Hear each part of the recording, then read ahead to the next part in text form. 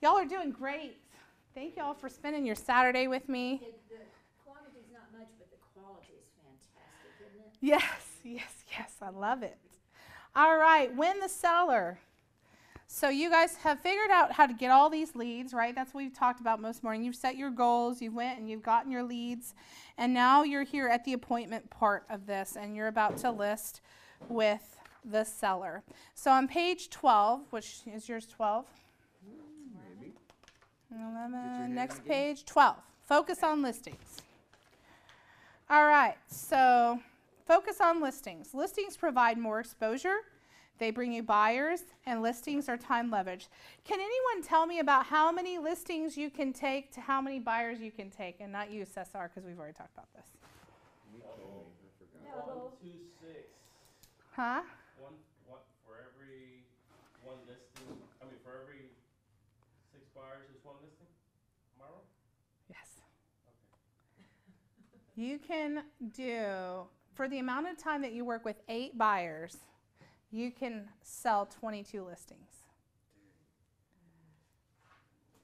Almost 3 times the amount of listings you can carry at one time as opposed to buyers. Now, that doesn't mean that buyers are bad or you shouldn't meet with buyers. What it means, though, is you should be listing heavy, because that means the more listings you have, the less time you're out driving on a Saturday, right? Driving on a Friday night, you know. Do you know how much time you have to spend with buyers? A lot. I mean sellers. You do. You have to spend a lot of time with sellers. You do, but on average, you still can sell 22 listings to 8 buyers. Okay. And the reason why is most of your work with listings is up front. So, and most of it is planning process, right? How are we going to sell? Who do I need to put you in touch with? You know, do you need a landscaper? Do you need someone to redo your flooring? Do you need a painter? We need to get photographs. We need to get a stager. But most of those things are leveraged, That's right? You've already got those set up. That's right. Some fantastic people on our team there. Right. So the really big part of the listing process is you're going to go meet with them to list them. You're going to possibly, I always attended the photographer. I went to most of those appointments, but you don't have to. You can go to a stager depending on, I had a fantastic stager. I never went because she was my bad cop and she was awesome. I didn't need to go. Just depends. Yeah, it depends. It Right. depends on the seller. If they're 90, That's right. If they're 90 years old, you've got to be there. Well, right, and then you're talking a whole different ballgame because you're typically talking, you know, they're selling a lot of items, they're doing a big downsize, they're not going to move it all, so that's a whole different. But your effort in a listing typically is planning, and typically it's not outside of the office. You go to meet with them for the listing appointment. You maybe have 1 or 2 appointments in between to actually list them.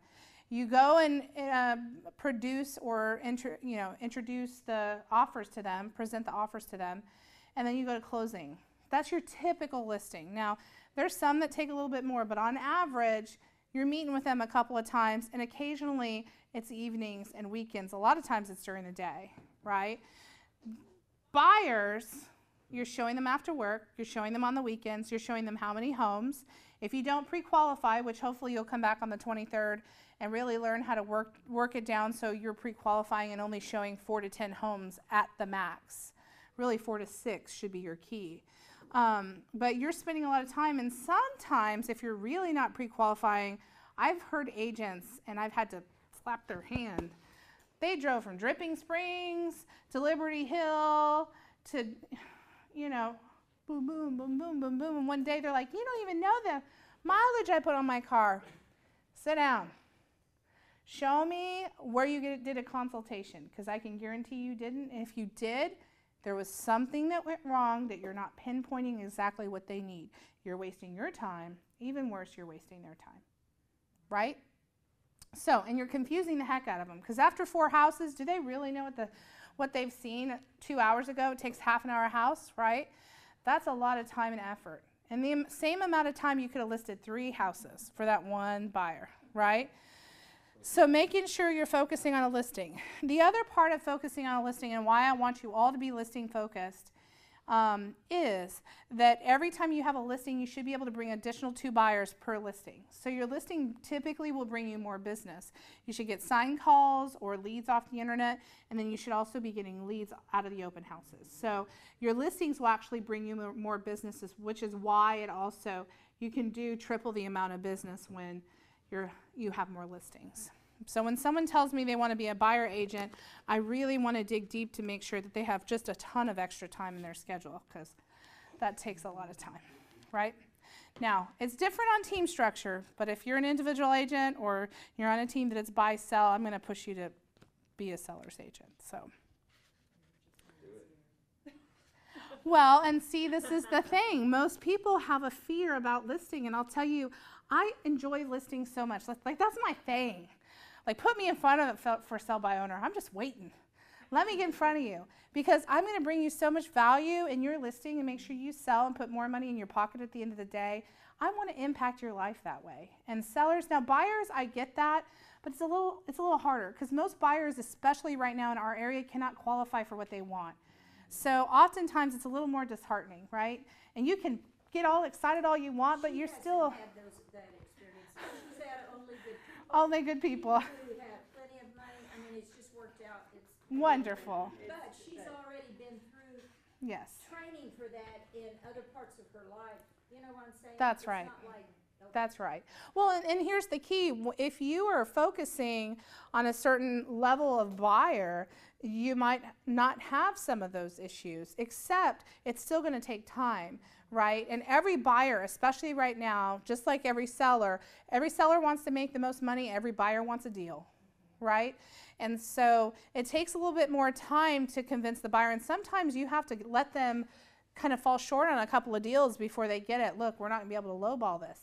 We have to listen to a realtor. Whereas the seller, oh man, I have scripts. I can tell you, you get one chance to do it right to make the most money. You get one chance. Otherwise, you're off the market for 90 days to reset your market, and if you're a good agent, someone's going to go back and see what your days on market were and ask questions. You get one chance to price it right. Whereas a buyer, you may lose your house that you wanted a couple of times, but that's more time on you, right? So definitely being listings focused and getting over the fear of, that's okay, perfectionism in terms of listing, and just realize that they just want your confidence and your knowledge. You'll be just fine.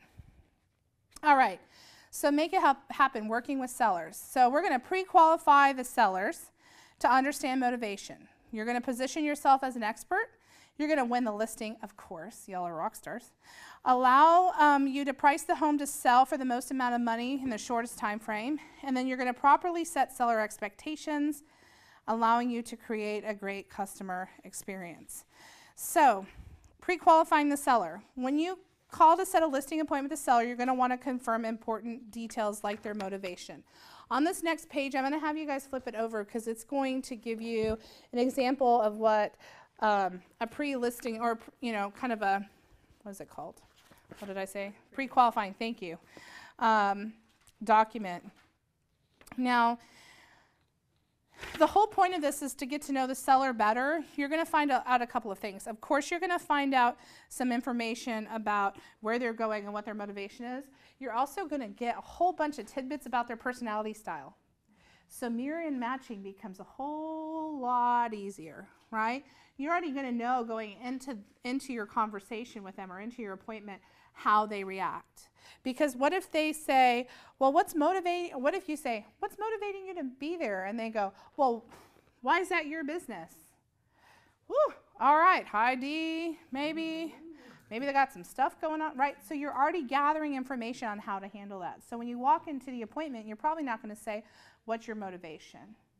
You might ask that in a different way, So why are you moving there? Is there a time frame that you have to be there by? Because that's going to help you with your motivation, right? So pre-qualifying. Sorry, we are on page, keep going. Nope, not too far. Keep going. I went back to the front when you said 14. Sorry, these are all different, remember? It's actually it's right here. I'll find it. All right, flip back that way just a little bit. All right. Perfect. I didn't know we had to go back. because I wasn't paying attention. No, you're doing great. This is a confusing book, I know, but better to have it in 2 days than 12, right? So, okay, so some questions here on pre-qualifying. How did you hear about me? That's good for your marketing information. Where are you moving to? Again, you're figuring out what motivation is. If we sell your home in the next 30 days, will that pose a problem for you? What are you doing when asking that question? How soon they want to leave. Yeah, as well as what do you think they're thinking? Man, they're going to sell my house fast. You're already setting up for a yes in their head, right? Perfect. How much do you owe on the property? I have this question also in my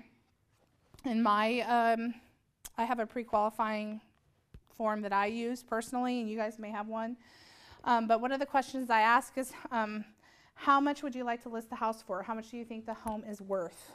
And they'll say, oh, $250,000. Okay, great. How did you arrive at that number? Well, my neighbor sold for this, this, and this, and I looked on this website and it told me that this is what my house was worth, right? Great, okay, and then how much do you owe on the property? Because I need to know how to develop a net sheet, right? So those are really important questions because, again, if they tell you a number and you do the market analysis and they're $20,000 over where they really need to be, which is typical for most sellers, you have to know how to back that up. Or under. That's even true. You need to make sure that you have the knowledge and information. Oh, I love it when they're under, though, because that's an easy list. That means I'm going to be able to sell. I guess I get under and over mixed up because if they're under where they really need to be, we're listing too low. Oh, because they owe more on the house. Yeah, they owe more. Oh, yes. I hear what you're saying. Is that lesser than greater than thing, you know? Yes. Yes, absolutely. So the next page is on the pre-listing packet. Now, I'm going to go over some of this. Now, when we're going through these pages, I'm going to show you this. Here we go. This is my teacher and me. Oh, I really never was a teacher, but these are, on this one, it's each page, but when we get to the listing presentation, both pages are the same. Just one is for the agent, which you would use to study from, and the other one is what would be actually used in a listing appointment, okay? So we'll get there. Yes? Use a pre-listing package. I have done it once or twice. I think it's a phenomenal idea, and we're going to talk about why. It's okay unless they're ready to go. Well, that is the issue, isn't it? Judy, in our market, it's very hard because most sellers are ready to go now. I mean, I don't have time to take them a basket full of things and leave it on their porch if they're not home, and all those suggestions that they've always made in pre-listing packages, but we need the class, so go ahead. That's okay.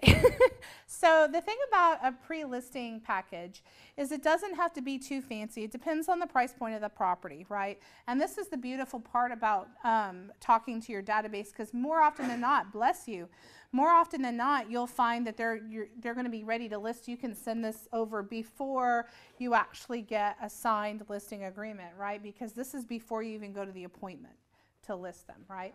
And so even if you have 24 to 48 hours ahead of time, and in fact, I would say if you have less than 48 hours, I wouldn't do this. But if you have more than 48 hours, like even if it's 5 days ahead of your listing appointment, I would put this out. And all I would do is get all this, get a FedEx envelope, stick it in a FedEx envelope, go drop it off on their doorstep.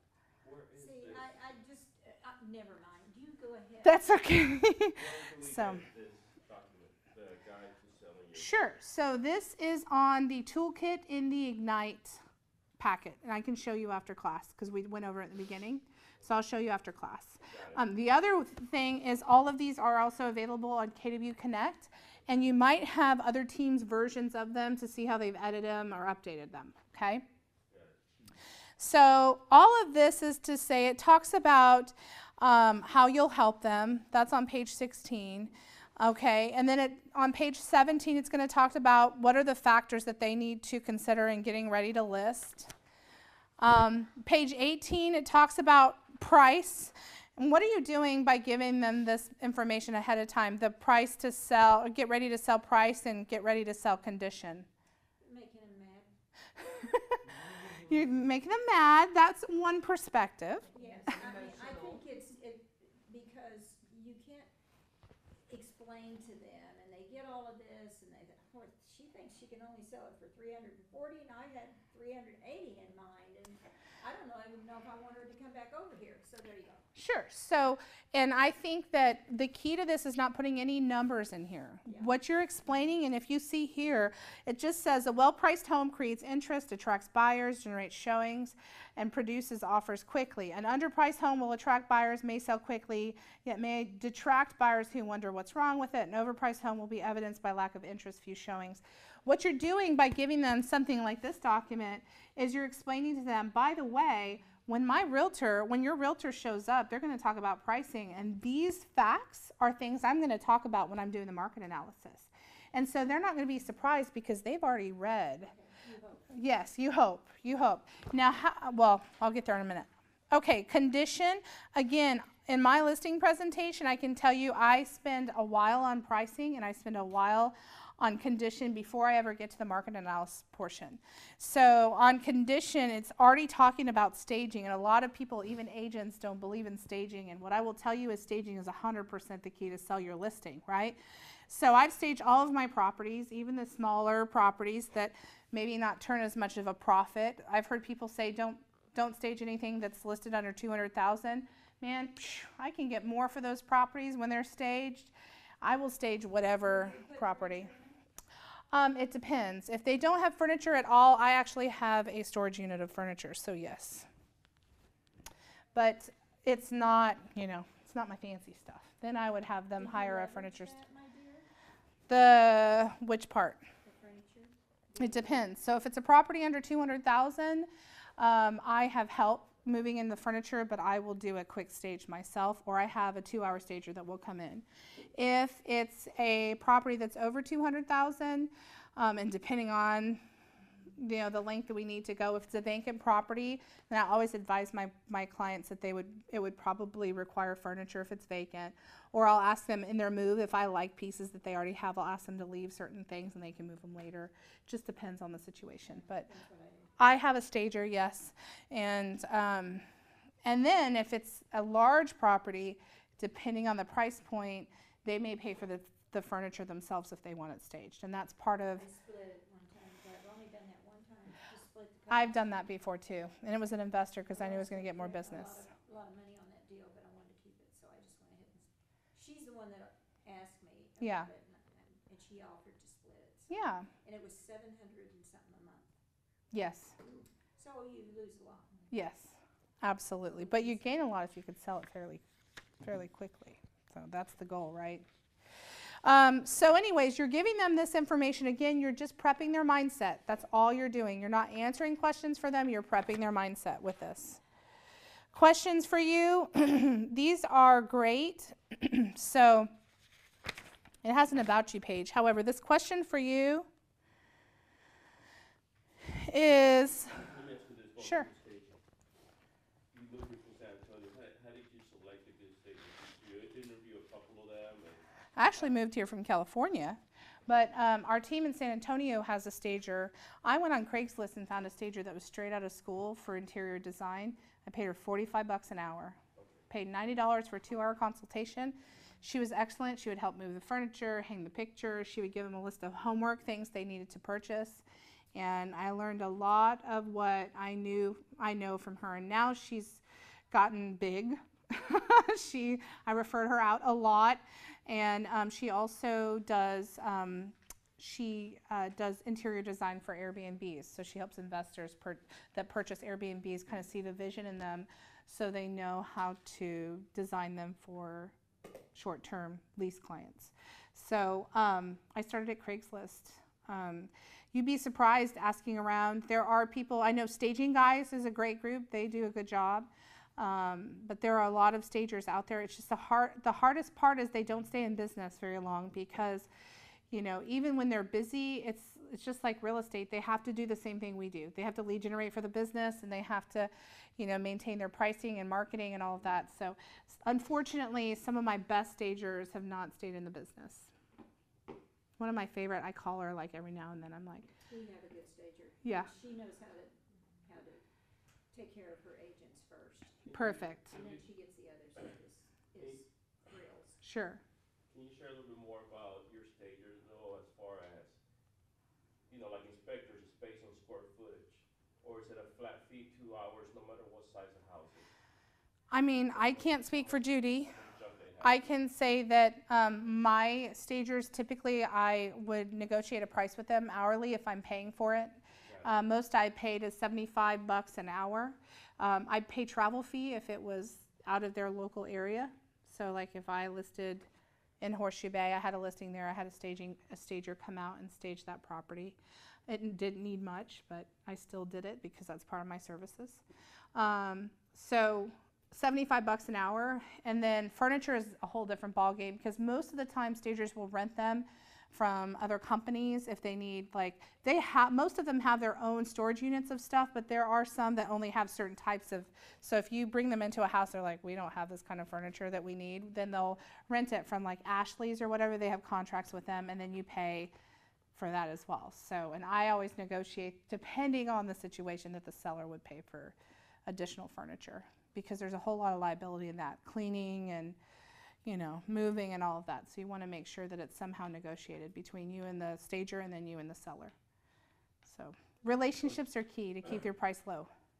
So traditionally then you pay for the 2 hours for the stager, but the seller would pay for the furniture rental. If the stager's going to rent furniture. And we actually have a staging portion, so give me a few minutes, we'll get to that. Okay, Yeah. good. I didn't Okay. know. That's okay. I thought this was it. No, I'm going to get back because Okay, that's great. my favorite part. Okay, Because I love to talk about selling a listing. Okay, so questions for you. The reason why you're doing this. The other thing that I add to this questions for you page, I add a second page. And what I'm asking for is I need a copy of your survey when I show up to your listing or to your house for our appointment. So I need a copy of your survey. I will send them with this a T47 with instructions on what it means to notarize it. Most of the time people will not notarize it. However, they will get it. I will give them a copy of the seller's disclosure. You're welcome to do that if you choose to. Again, this is about setting their mindset, so don't expect it to be filled out. However, they may have already looked over it, so it just takes you a little less time to present that to them. And then the last thing I ask is for a copy of 2 keys. Now, if I show up and on the kitchen table there is a survey and a copy of 2 keys, what can I expect from this as long as I don't? Yes. So then I know how to present, right? So if it's still in the if it's still in the envelope that I delivered it in, I'm like, okay, they didn't read it. That's okay. That's okay, but I know how to present, right? So I like these if you can do them, and it takes, man, does it take being organized and prepared to get this out in time and know how to handle it in such a way that they make sure that they have the survey and the keys ahead of time. I'm the listing agent that goes out and I have them sign the listing paperwork at my listing appointment. It's very rare that I walk away without listing agreement signed. So, however, I know that there's also agents who will go and have a listing appointment with them and then come back to get the listing appointment signed. That's how my team did it in San Antonio. That's fine. I just found, for me, I just like to get it all done at once. And then I can move on to the staging and photography appointments as necessary. So however you choose to do it is absolutely 100% up to you. There's no right or wrong way. But this piece, this tool, if you want to implement it, it's not implemented by many people. And if you do it the right way, what will happen is your client will be prepared, their mindset is ready to go. So the yes is on the tip of their tongue. It's just up to you to not mess it up. Okay? Any questions on that? Okay. You sure? Any input? Judy? Mm-hmm. Well, what I do is, I talk to them and I tell them to, have their survey ready Mm-hmm. and, there's a thing called a T47, and I talk to them over the phone Okay. and just tell them, that, I'm gonna send them, a copy of the T47. Mm-hmm. That's to explain, the survey. And then I also sometimes send them a market analysis. Okay. But I email it to them. I don't have it delivered by FedEx. Mm-hmm. I used to think about doing that and have done it some in the past. I never send out a market analysis. The only time I do a market analysis is in front of them. However, that's going to change. Because I don't know if you know, but the way that KW Command is going to work is your clients will be able to do their own market analysis. So I don't know if you've seen it, but they'll be able, it's kind of like tender for CMA. It's okay because they've already, most of mine lately have already done it. They've gone on Trulia Yeah, or one of those, and of course I have an opportunity to say their information is not Isn't always correct. correct. So, but they already know what the neighbors, or at least they think they think know, they know. and what the neighbors have sold their houses That's for. right. So, and I don't always do that. Yeah, It depends. It depends on absolutely. who they are, if I've already had a relationship with them, mm-hmm. and then if I've already had a relationship with them, I just go ready to list the house. Well, and that's the beauty of the referral-based business. You know, if they've listed and sold or bought with you before, you know, it's going to take a whole lot if you've been in relationship with them to not do the same things. So, and I hope everyone takes that into consideration, that is still building that business, that's why we push repeat and referral business, because how easy it is for her to do a market analysis, to email it over, let them know, do you have any questions? Okay, great, I'll be over there, we'll sign the listing paperwork and get moving. Yeah, but I'd say most of the time, I go sit down. Sure. I go through a market analysis with them. I take the listing agreement with me. We fill it out by hand because Yeah. I'm old school. Yep. And I do everything by I do hand. know an agent in Keller Williams that sends everything through the email, but I would say most of the time. That's the reason it takes me so long to do a listing. Mm-hmm. Richard used to sometimes go and just sit and wait on me if it was in Austin or something, and he'd say, "Man, it takes you. That takes 3 hours. Yeah. 2.5 hours. Go through the house, and it depends on how much they want to talk. Sure. So yeah, I take too much time. That's okay. That's how you choose to do business, and you have quite the database, so it obviously has not hurt you. So, listing appointment. Like that's Yeah, I'm comfortable with. that's a service, absolutely. All right, so page 23, talking about the listing appointment. So for any of those who have taken bold, you're going to know that Diane is going to tell you that the first thing you should do is remind them that you are on time. So, you know, hello, my name is, or hey there, it's Kristen, or good to meet you, whatever your greeting is. It's 4 o'clock, and we had an appointment at 4 o'clock. May I come in? Perfect, right? So you've already told them that you're on time, you're structured, you care about their time. Should I take my shoes off? Yep. Is it okay if I put my things on this table, or would you rather I be someplace else? Yes. You know, these are things, it's their home, and, you know, those things we have to remember to be very polite and gracious that they have invited us in their home. Absolutely. All of those are key, and that's exactly in the greeting when you start to set up for the tour. Just really setting expectations and having them set your expectations of what you can expect from them in their home. So you're going to greet, you'll walk through the home, you'll do the listing presentation, which will include the CMA, the close for the listing agreement, and then the next steps, right? So we talked about the greet. Something that I always do is I ask if I might put my stuff on the kitchen table, because oftentimes they're like, where do you want to sit? Excuse me. They'll say, well, where would you like to sit? And I say, is it okay that we sit at the kitchen table? That's always better, because then I can position them in a way that I see if there's multiple people, I can speak to them both fairly, you know, and of course at my pre-qualifying, I'm making sure that all the decision makers are there. Is everybody who's going to make a decision on this be there? You know, whether it is parents and their kids are the ones selling, or vice versa, it's parents selling and the kids want to be involved in that. And both, you know, if they're partners, spouses, what have you, that they're all there. I mean, anybody's going to make a decision is there, right? And so the other thing that you can do, now this is just a preference thing. So some people will provide them with a seller survey, right? Or if you've done a pre-listing packet and it's not been filled out, you can say, have you filled out any of those items on the pre-listing? Oh, no, we didn't get a chance to look at it. Okay, if that's the answer you get, then instead of giving them the seller survey, you could say, you know what, that's not a problem. Do you have that with you? You open it up, you have them read through it, and you say, do you mind if I take a look around your home, so that way I can see it through the eyes of a buyer? And as I look through the home, I will have you go ahead and look through the pre-listing packet. Now, some people are uncomfortable with the idea of you walking around their home and them not telling you everything about it. The most important thing to share with this potential seller is that the reason why you're doing it that way is because it's really hard to see through an eyes of a buyer when the seller is walking around pointing things out. It's also easy for you to miss important features in the home, right? So you may miss that there's a leak in the ceiling. You may miss that there's a crack, you know, things that we as realtors are looking for to be aware of. I will tell you 90% of the time the sellers will want to walk with you. And there's nothing wrong with that. You just want to let them know, do you mind if I walk ahead as I walk through the house? I may move quickly. I'm just looking at the layout. I'm looking at the features of the home. I'd be happy to kind of discuss with you maybe things that you've upgraded when we're talking about the market analysis, right? Because you're really working to keep them focused. But sometimes you're just going to have that seller that wants to tell you everything about their upgrades or what they've done, and every room's going to take you 15 minutes. It's just going to be what it is. So be prepared for that. So then I do the opposite. I want them to walk with me. Okay. I want them to tell me about things as we go through. If they offer, I say, yes, I'd love for you to tell me everything you've done. So then I got my notes. I'm writing as I go. I've had people say to me, I had the other agent over here didn't write down anything. And I said, well, maybe they have better memory than me or something like that, you know. But I write down, and I think it makes them feel good. You're taking time, and it helps me to focus because I lack the ability sometimes to focus. I'm always trying to get ahead.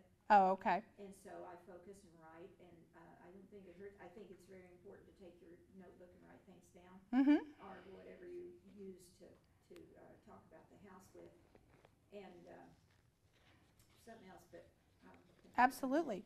I think, and this is where service and differentiation in between realtor service, you know, is kind of key. That there's no right or wrong way to do it. It's just what works best for you, what inspires confidence, what kind of service do your clients like.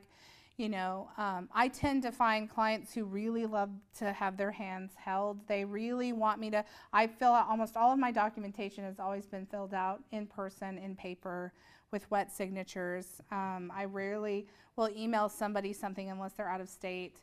You know, so it just very much depends. Whereas I know agents that go in with a 2-page listing presentation, they get the job done, they get the listing, they get it sold, they make them top dollar.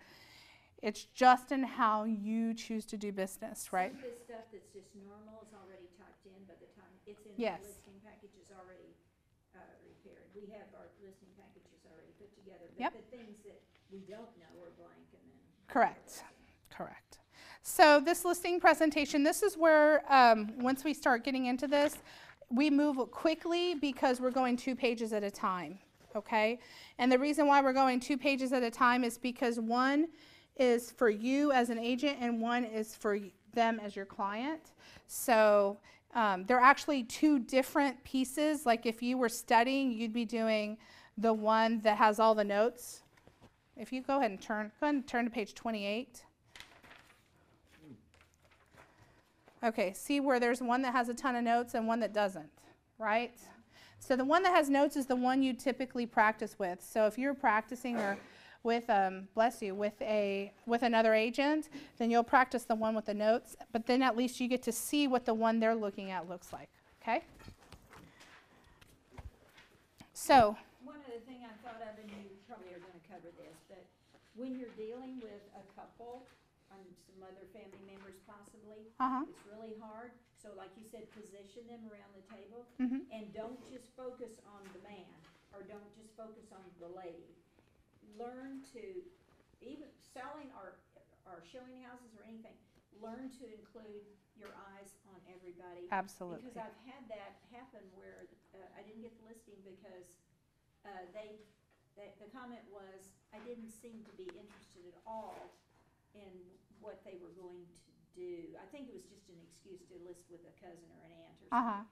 But still, they thought that I needed to be more interested in what their plans were. And I thought I asked them all that, but anyway.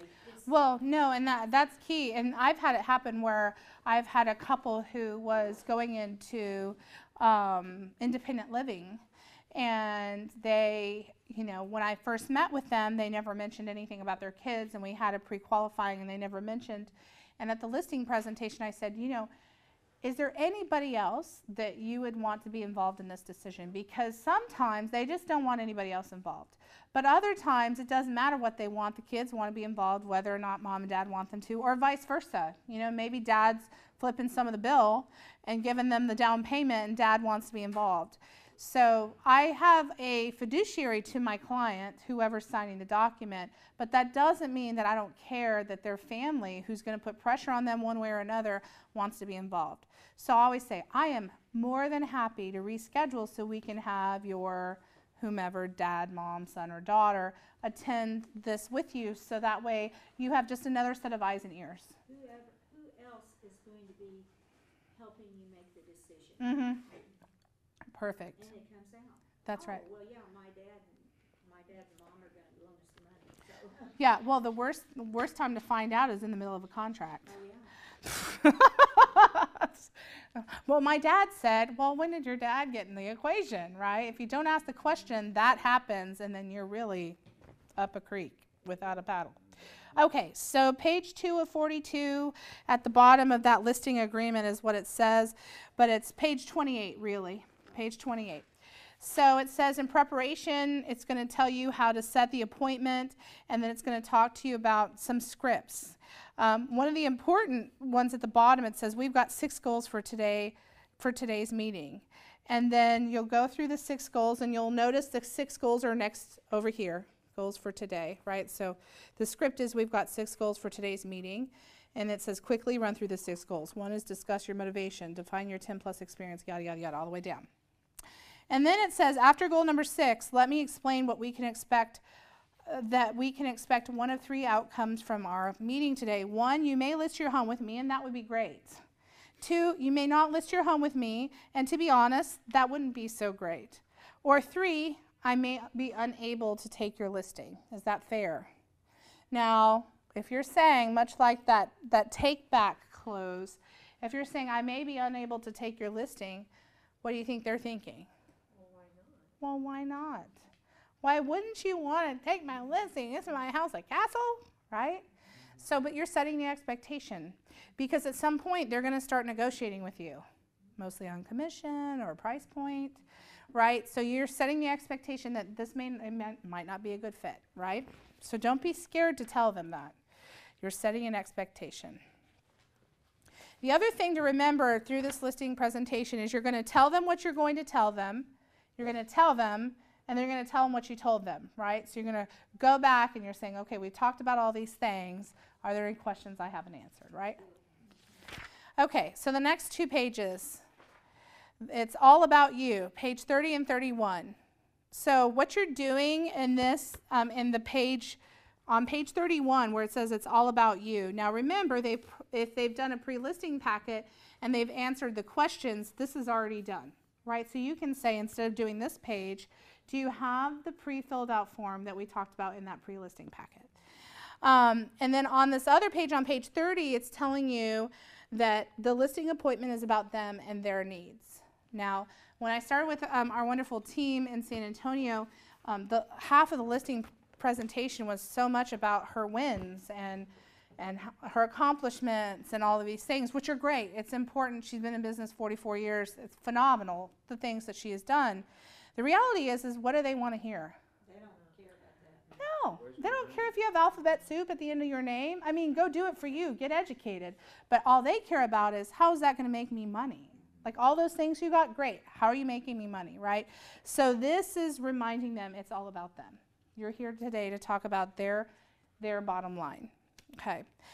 Some rules of communication. You're going to want to ask lots of questions. You're going to want to listen more than you talk. You're going to want to affirm their responses. Great, wonderful, yes, I agree. Always, and it's really great to repeat their words back with them, to them. So what I hear you saying is that you really need to get to Toronto by blank.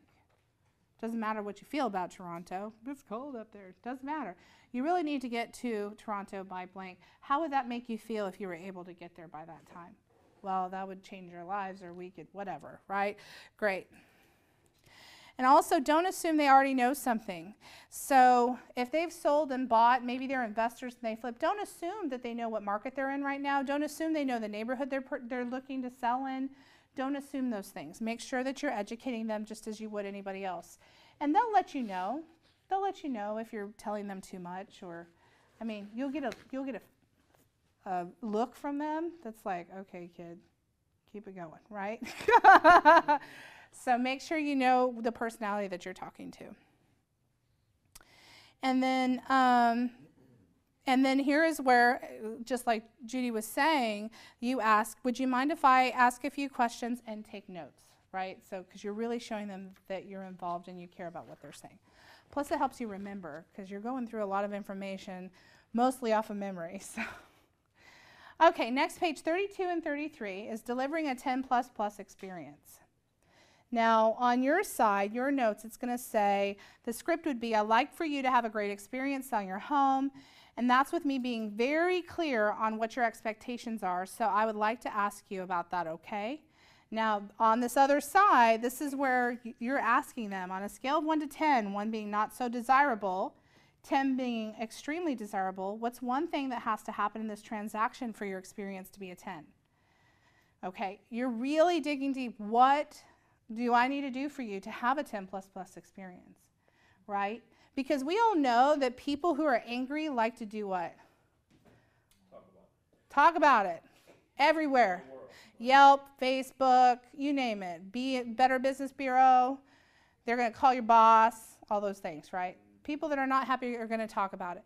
But people who are happy, what do they tend to do? They move on with their lives. Hey, thank you for the great service. It's giving them my field of, flowers, right? So the reality is, what we want is such great experience that we set the expectation. How is it that, how can I get that 5-star review from you? What's it going to take for that, right? Not that you're saying that, but that's really what you're hearing in your head. How can I make that just knock their socks off kind of experience, so that way they want to go on Yelp and say, I have the best realtor known to man, you have to use this person, okay? And then you'll ask them all of these questions. Again, you're digging deeper. So what's important to you about that, right? Sometimes they don't even know. They just heard that sounds like it'd be a great experience. Well, what's important to you about that? I don't know. Okay, well, what does that provide to you? Well, I don't know. Okay, well, you just keep asking questions until you figure out why they feel that way. And then at the end it says, thank you for your honesty. Knowing how to deliver a 10++ experience helps me serve you in the best possible way. So again, whether or not you use this specific listing agreement, it's just telling you and reminding you to ask these super important questions, so that way you know how to serve your client. They're setting your expectations so you know how to serve them, right? All right, so next page. Any questions on that? Input, I'm happy to take it, whatever you got. 3435, why Keller Williams Realty? So this is going to be the page that talks about the company. It's going to talk about the reliability, our track record, our knowledge base. Hold on. Something really important is market share. Sorry, I'm going to look over here. Market share. So you may even want to add somewhere in the market share. So like in Georgetown, Keller Williams Realty Georgetown is 14% market share here in Georgetown, right? So so that's, I think our next biggest competitor has like a 6%. So what does market share mean to them? Of course, that's our language. So being able to explain to them what our presence in a city or in a neighborhood means. If you're farming a neighborhood, then your presence is probably already known. So, but you still need to explain to them why, because your next objection is going to be, well, why would I hire you when you're listing all my competition? Why would I hire you if you're the one listing all my competition? So make sure that... If we're listing someplace else, we're not going to say that. We can say we have a lot of, we'll have to find out what percentage Yes. of the town is. Yes, knowing your stats, and it doesn't necessarily have to be in Georgia, but Keller Williams Realty in general. We have a pretty good presence in Austin. We're well known, but in some other places we're not, right? Just because we're still breaking into some, which is surprising to me because I'm so used to what we have here. But in other places, there's agents who are like, man, we've just opened our market center, and they are absolutely, absolutely. So. Commission for people who have sold listings Yes. In a particular area in Utah, I think it was. Mm-hmm. So we paid, actually paid those agents what they lost because the other companies in town would not pay Keller Williams. Yes. So we sold the houses, but we didn't get paid by those companies. But that's all been settled. That's right. That's right. And that's why I love the culture of That's the reason we KW. love the company. Next page is technology. So make sure that you understand what tools are available to your client. You can even share with them some of the tools that are available to you, so that way you're able to keep in touch with them through connection marketing, all of that. And there's a ton of documentation on KW Connect that you can print out that talks about the new things that are coming out on the consumer app, how you're going to market through KW Command and through KW Connect and all of that. People are going to care about that. I think that, Now, we're really kind of ahead, but eventually, you mean sellers and buyers or agents? sellers and buyers. I think sellers want to make sure that they're connected to social media and the internet as soon as possible. So if you can show that your technology is going to be able to complete that and make that happen, yes, absolutely. They don't care about the plush stuff. They just want to know, can you get my listing? That we're up on technology. That's right. I mean, sellers right now, the first thing they do is like you'll list them and they'll go on Zillow and be like, my listing's not here. Well, unfortunately, I know that you think technology happens in an instant, but it takes 24 to 48 hours to update. And I'll tell you, I went on and my property was still showing pending. So the one that I purchased, right? So and I've been in there since I think we closed in November. So, so it's not always true, right? So make sure that you're at least sharing, these are the tools that we use to market your property, and this is how quickly it happens. That's probably really what they need to know. Page 38 and 39, what you get from me. This is pre-written. Again, you might have your own already. What you need to do, though, is you need to underpromise and overdeliver. So whatever you put in here, that better be the basics of what you're doing, right? Because they're going to expect more, right? So quickly it says quickly cover the professionalism and expertise you provide, highlighting each category. And of course, they highlight communication, experience and expertise, marketing, and pricing, right? So again, you're validating who you are, your experience level, but most importantly, you're also setting expectations. The good thing to put in there is I will communicate with you once a week. Every Friday, I'll give you updates. And if you tell them you're going to communicate with them once a week, then you're probably going to want to communicate with them twice a week, right? Because you want to underpromise and overdeliver. You doing okay? Do we need a quick break? No. Okay. Stand up. All right. I don't blame you. This is you guys are doing great. We almost need to do a 7th inning stretch, right? Okay. So page 4041, this is just continued. You get from me. It talks about technology, staging, and satisfaction. Again, this is just assuring them that, you're going to be an expert at what you do, and then there's some of the tools that you use for that. Okay, and I would hope that you'd personalize some of that, but again, this is your leverage. This is already available to you. So personalize it as you go along, right? The worst thing to do is to build a system that you find isn't going to work in the way that you actually do business. So make sure that you just use what's provided to you, personalize it as minimally, and then work on it as you go along. So page 42 and 43, this is the home selling process portion. This is going to talk about the servicing and marketing, offers and negotiations, and contract to close. There's an answer, it says there on the pre-listing packet, have you ever bought or sold real estate? So that might tell you how far into this that you need to go. You may not have a 14-step marketing plan, you may have a 25-step marketing plan, you may have a 10-step marketing plan, you may have a 200-step marketing plan. Whatever that is, you might want to customize that portion of it. It talks about offers and negotiations, and again, your contract to close. If you have somebody that's managing your contract to close, if that's a leverage for you, then make sure you put that in there. And you can even include a page to introduce who your contract to close coordinator is, because that develops trust. Okay? Any questions on those? Page 44 and 45, this is talking about a smooth closing. So it tells you on the script side if they've sold a home, this is what you'd say. If it's their first time, this is what you'd say. Now, obviously, you know, if they've been in their home more than 3 or 4 years, you're still going to want to explain to them the closing process due to TRID and some of the closing disclosure information that has changed. Another thing that you're going to want to do, like this explains to them what fees are commonly there, and then what to bring to the closing appointment. And then whatever you put on this page, then you'll also want to have in a canned email. I love a canned email. And I keep a canned email. So I always keep emails that I send to every client, like my canned ones, and I have a closing one. And so whatever is in my closing email is also in my listing presentation. So they have already heard once what they're going to have to do for closing. Like, I always recommend that they hold the utilities over for 2 to 3 days after closing. I always recommend that they bring their keys to closing, and then sometimes they keep like all their warranty documents and all of that. I always suggest that they either keep them in a part of the house or they bring them to closing with them. So anything that I suggest in my final email to them that's in the canned email, I also will put in the listing agreement or the listing presentation, because again, it's setting their expectations.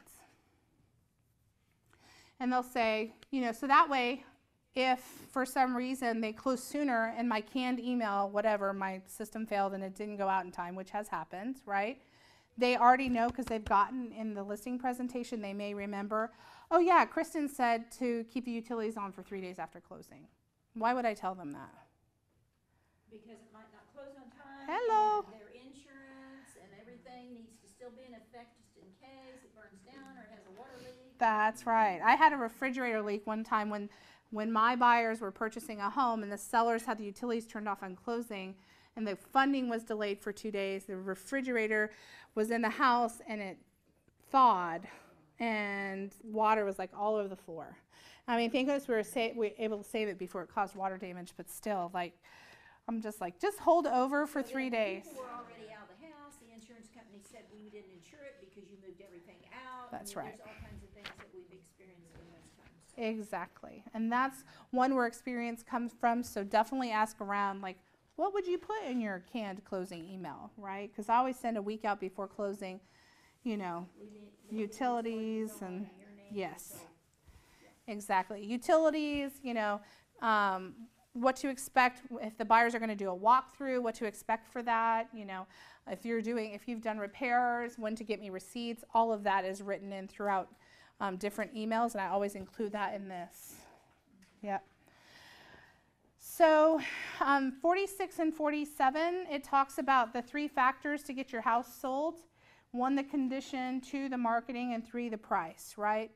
And so you're going to point at these, and it just says here, it's important to point out the 3 things that make the difference between getting the home sold and having it sit on the market with a little attention. So this is just an introduction to pricing and condition, and then the next pages goes into, in great detail, condition, right? So it's going to talk about that great condition sells, and this is just a list of things that they can do to prepare their home for sale. I know I have like probably 6 or 7 checklists in my listing presentation on how to prepare a home for sale. So definitely this is a great one. Curb appeal is key. Making sure it's bright. I always advise them to keep their blinds open, all the lights on, all the toilet lids down, all the closet doors open except for the pantry. You know, those are the types of things that you may include. Tell me your checkoff list. Sure. That one, the best one, or whatever. Absolutely. Or the 3 of them, or whatever. Absolutely. So we can compare 'em with what we have. Absolutely, I can. And then it talks about for showings to buyers, just again, setting expectations. If they have pets, you're going to want to set expectations about boarding or crating. And if they don't crate their pets and they run around the house, you're just going to have an honest conversation about that however you wish. That depends on you as an agent. Board it because a lot of people are afraid of dogs. That's typically my expectation. Yeah, cats. So step 2 on page 50 and 51, this is your marketing plan. So this is one, if you don't already have one, it's a great one to use. You can, again, always personalize it if you choose to. So I'm not going to spend too much time in that, but Yeah, most importantly, it's really just telling them everywhere that you're going to market their listing. The next page, 52 and 53, that's global exposure. So again, which websites are you getting it on? So that way it's reaching out to those people who are not necessarily within U.S. borders. People buy houses from all over the place, right? So you want to make sure you put it out there. If you're a global property specialist, it's another good opportunity to put that information there. Cesar, are you GPS? Awesome. Okay, so next page is price. We're going to sit right here for just a quick second. So page 54 and 55 is about your price to sell. Now, again, you're not yet to the market analysis. This is just information. You're giving them information. That you've already sent to their house. That you've already sent to their house. Correct. You're reiterating what they should have already read but probably didn't, right? They just flipped through it and said, oh, this is great. I keep running into that table. So it says, so you're probably interested in what your home is worth, right? And it talks about how the price is determined and how it's determined by the market. It talks about, supply and demand. Understand these factors. If there's anything that I can say to you as a listing agent, you have to understand how to do a market analysis and give a price range so your days on market are less than average, right? For that neighborhood especially. And if you're a new agent, you can't go in and say, well, my average days on market is 7, If I take out my outliers, I've had a couple of properties that sat because they were in different areas that were slower. But if I take my outliers and just did my stuff in the Austin, kind of North Austin area, my average days on market would be 7, right? But you can say Hour, correct. And if you just, Our if you average. just started, you can say our average. And you can find that out by texting myself. You can pull it on, or Scott has that information often. You can look on your MLS, whichever one you're a part of. There's a lot of ways. The board sends out information. So you can say, the average, time on market in this area is 45 days or whatever it is, right? Know the average time on market for the neighborhood. But again, this is not about the market analysis. You're just really starting to kind of get them ready, prepared for the price that the price range you're going to introduce them to. Does anyone have any questions on that? No, but they can get it through those resources that Scott has on that. Absolutely, yes. There is on KW Georgetown. Connect that. Oh yeah, that's right, connect.kw.com. And the resources. Their statistics. The next is the comparative market analysis. Okay, that's where you would stick your CMA. Okay. And the thing about the CMA, now everyone does a CMA differently. Depending on time frame, I may walk you all through one because I have it in here, but there's a couple other things I want to get to, and then I might just do a CMA class. The thing about a CMA is making sure that you are, really spending some time and gathering all the information. I always provide, that's fine, I'm just setting it down. So you're good. I always provide to them the stats. I provide them their CAD information. I pulled all the stuff off Realist. I will pull any past MLS information, any listing information I've gotten to show them what I found on MLS, what other people might be able to find. I pull active properties. I pull pending properties, and then I pull sold properties. And all of that goes into this back portion of a market analysis. And you can also pull the listing when they bought it sometimes. If Correct. It's not too late. So you've got a picture of their house and you've got information, that, oh, here was your house when you bought it, And a lot of times they'll have a flyer. Exactly. And so what I would do is you go through all of those, and that's where that would all kind of be stuck in that portion of it. And then the last portion of this is, I think this is the last page, yeah. So the price, recommended price for your home, because remember, we don't say value anymore. So it's price, worth, price range is the, yeah, price, worth, yep. Price point, that's right. So oftentimes at the very end of in fact on the very end of all of my listing presentations, there's a recommended price page. And it will go through what I think, it'll say what the average price is, average sales, and what I'm recommending in the range. I never give an exact price, I always give a range. And then right behind the recommended price page in my listing presentation, I give net sheets. I give one for the lowest, the middle, and the highest. So they have an idea of the range. Oftentimes it's only a couple $100 to a couple $1,000 difference in their takeaway. The reality though is I know to be competitive on the market, especially right now, I should be having them price appropriately. So they should be a little under what the market is saying if they want to be competitive. Now you're going to get pushback because everybody thinks their house is a castle and it's worth umpteen. And my script is, Mr. and Mrs. Seller, I could sell your house for $1 million tomorrow if a buyer was willing to buy it for that. However, we'd still have to convince an appraiser that it was worth that, especially if they're alone. If it's cash, different story, right? However, we're not going to be able to do that today. So Sometimes in cash, Mr. and Mrs. Seller, they get an appraisal. that's correct. And that correct. went haywire with me one time. And the appraiser appraised it, and he left out 2 rooms, Uh-huh. had him come back, and he didn't raise it very much. Mm-hmm. Because they have an ego, Mm-hmm. and there's nothing you can't deal with their That's ego. right. That's their number. That's right. Don't prove me wrong. And then the next page is 60 and 61. It talks about the listing agreement. And so that's where you'd stick the listing agreement. And then the next page, the seller's disclosure. At the very end of this, it talks about the moving checklists, end of appointment, what to expect next. That's a really great opportunity. Oh, you guys don't have that? I must have left that out. Okay. Well, there's a whole bunch of extra pages on the end of it if you choose to use them. Something also that I give at the listing presentation is this walkthrough, which I have one that's editable that you can personalize. And this is a sorry. Which one is it? This is the listing walkthrough form. I have that personal actually. You do? Perfect. Okay, so I got this when I was in coaching and I love it. My clients love it, so I've always kept it.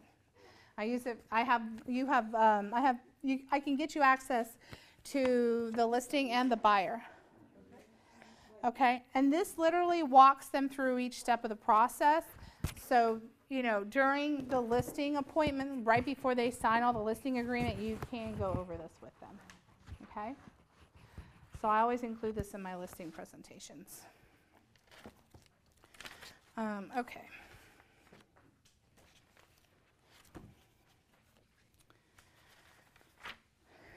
So get your head in the game. This make it happen pricing. Uh-huh. This is yours. What do you mean? That's part of Yeah. the pricing part. Yes, this is pricing part. Is we going into pricing now? We're going to actually jump and go back to that. We're gonna jump. We're going to jump. Oh, wow. We're going to jump to it says sell your listings at the top. Keep going. This way?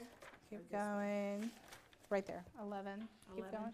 Oh, nope, you'll go back. It's back this way. Oh, Perfect. there it is. Keep 11. going. It's the next page that says 11. Get I know your it's head kind in of the confusing. game. Keep going. Get your head in the game. Next one. Keep going. Almost there. One more. Perfect. Yes, get your head in the game. Number 11. This is sell your listing. All right, this is one of my favorite modules. MLS.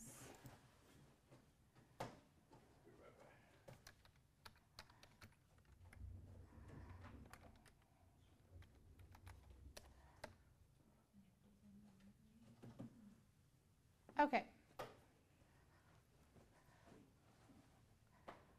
So this is talking about how are you going to sell your listings, and I skipped to this, and it's only because I kind of messed up how I put them in order. But selling your listings it's so important, right? To know how you've just told them a price range. How are you going to get it? How are you going to get them to where they really need to be, and obviously as close to where they want to be as possible. So this portion of Ignite really teaches that. It talks about, you know, so what do I do now? I've got the listing agreement signed, everything's good. Now how am I going to get them this price point? So it talks about acting on what you promised. And first of all, it says get the listing sold by attracting buyers to the listings. So you do the job well, and you'll also generate some buyers for you, right? So that is part of why being a listing agent brings you in a few more, you know, closings, because every listing you have should generate a couple additional buyers. But secondly, you need to meet your seller's needs in a focused and communicative way. So on the next page, Make It Happen, Marketing and Servicing Your Listings, it's going to talk about a fiduciary. And that's a person who legally or ethically entrusted you to manage money or property between two or more parties. And this is super important because it means that you are ethically, legally entrusted to manage the money or this property between two parties, right? So that's a huge responsibility, and I think sometimes we take that a little too lightly. So there are 3 steps in the critical phase. 1 is staging the property, 2 is marketing it, and 3 is communicating with them. So staging. Now we've spent some time on this, and I know Cesar wanted to be in here for this. There you are. Okay, so staging the property. One thing that I really want you to think about, oftentimes we get overwhelmed by the fact that it could cost a good amount of money to stage a property. However, if we're a fiduciary to our client, we have to do what? We have to do what it takes. What it takes, exactly. What's best for them and what's going to make them the most money, right? So I'm going to give you an example of my experience, okay? Just kind of to give you a visual. So it talks about goals of staging. Present the best face of the home, right? Where did that go? Why is it not opening? There it goes. Okay, so present the best face of the home, maximize the spaciousness of the home, allow visiting buyers to envision themselves in the home instead of seeing the seller at every turn. And I'll tell you, that was, I mean, even just buying my own personal property, that was the hardest thing, was envisioning ourselves there, right? I'm a huge proponent of, if I see your loofah, I'm out. Like, I don't want to see your toothbrush, your loofah sponge. I don't want to see sponges at the kitchen sink. I want that all underneath. I don't want to see your trash can full. It should be empty with an empty bag. Like, details matter. All of them, okay? I know that sounds like a lot of work, but in the end, it's first impression is everything, right? So it says, will staging bring in high offers? Well, here are the stats. 32% of realtors report a 1 to 5% increase in the offer. Now, if you think, if you were to tell your client that 32% of realtors report a 1 to 5 increase in the offer, do you think it's valuable enough to stage your house? Yes. A 1 to 5% increase, I mean, they're trying to negotiate you out of your commission. There it is right there, right? How about 16% of realtors report a 6 to 10% increase in the offer?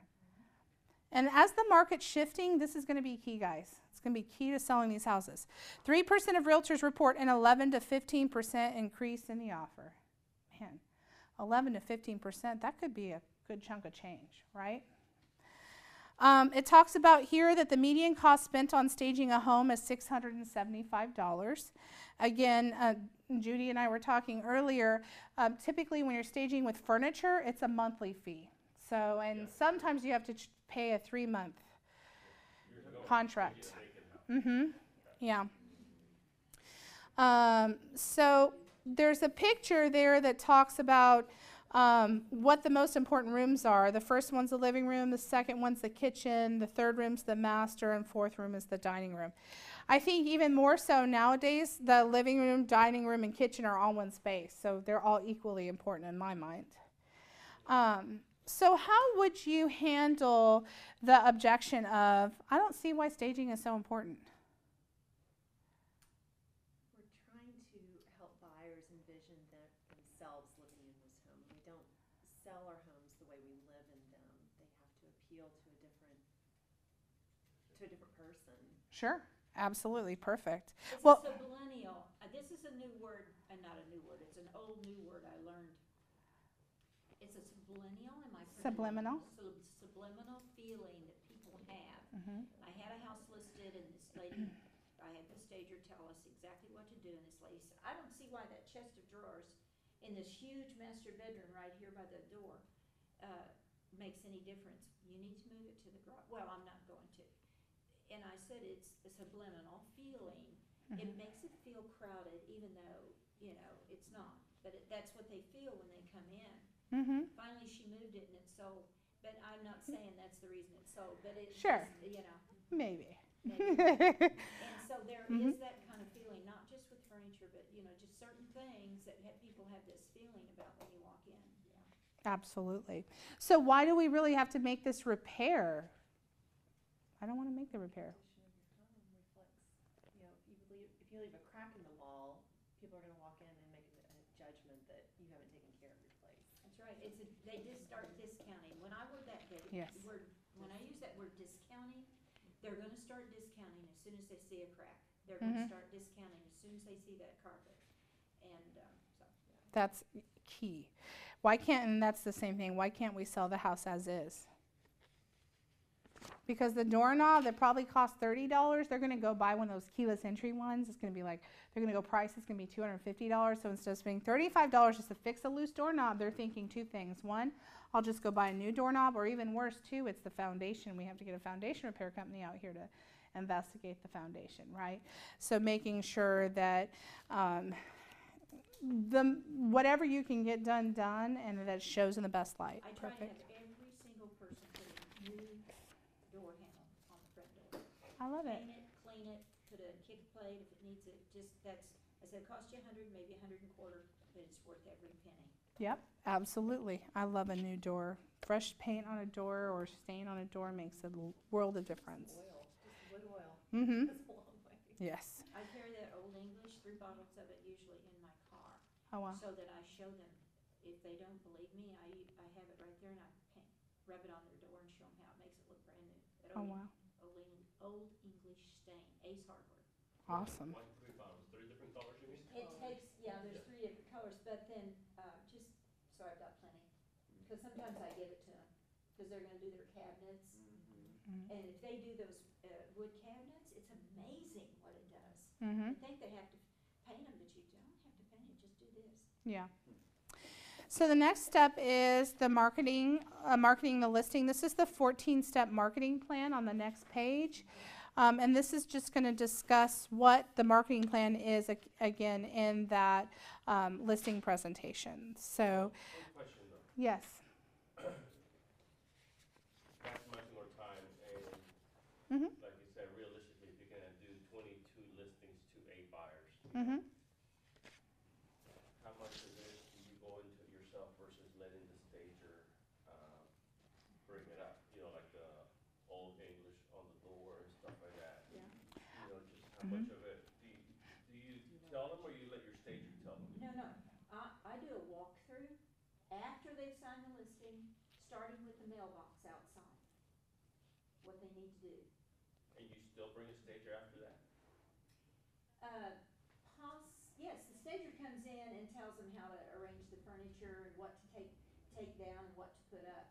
I go through and tell them the mailbox needs to be fixed, or, the grass needs, you need to put winter rye on the grass, and your shrubs need to be trimmed. The stager goes in our houses, and says, take down that picture and put it over here. I'll do that. She carries a little hammer and nails. She tells them what chair to put where, what couch to put where. You need to move that out in the garage, or you need to, she tells them those things. That's her eye. My eye is more like cracks in the ceiling, and, yes, you need to paint the baseboards after all, and you need to get carpets. You need to either give a carpet allowance or take it out. Well, we don't want to take it out.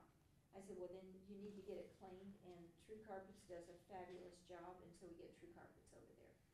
But I don't tell them how to arrange the furniture and what pictures to take down. That hurts their feelings too much, and she does a very good job. She doesn't have to go back in like I do. Sure. And again, Cesar, it just depends on the stager that you have working with you and what your comfortability level is in doing those things. The only thing that I would tell my clients, there are some things that I would make statements about. I would tell them that my stager is going to ask them to remove any photos that have familial pictures in them, unless they're like fake people, because here's the thing, and this is what I explain to them, is that most of the time when people walk in, we don't want them to be distracted. We want them to see the room as it is so they can envision themselves there. Themselves. That's right. Envision themselves. Envision themselves, right. Becomes their home if there's no personal picture. Right, so if there's 100 photos on the wall, what are they doing? Oh, look how cute their dog is. Oh, look, their kid. Oh, this must be where they got married. I mean, they're not there to judge. They're just distracted. I don't want them distracted. If there's 100 crosses on the wall, that's okay when you're living in the home, but one is more than enough, because what happens is my eye directly goes, and it doesn't have to be crosses. It could be photo frames. It could be wreaths. It could be motorcycles. My dad has a Steelers wall, y'all. It's a Steelers wall. The entire wall is black and yellow, and it's got Steelers stuff all over it. That would have to go. It could be Longhorns. It could be A&M. It could be anything, right? So what I say to them is, I understand that you're such a fan. That's awesome. I love the Steelers. My dad's Steelers fan. Whatever, right? It could be Buddha. Anything. I finally had people move the Buddha out of the front yard one time. Well, and ultimately what we're wanting to do is not to have people get distracted. It's not about what's hanging on the wall. It's not about the fact that it's not about the fact that we don't like shoes, 100 of them at the front door. But what I want is that to not be there when we're showing houses. Because it's hard for someone to come in and envision themselves when someone else has 100 shoes sitting by the front door. And even worse, if I see it in the photography. It's the first thing I see, the wall, the shoes, the toilet lid that's up, the bedspread that's not made right, the weird remote that's in the weird place.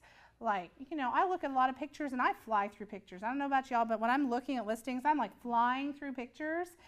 And if I can see those things when I'm flying through them, imagine a buyer who's literally taking stock of every inch of that home, right?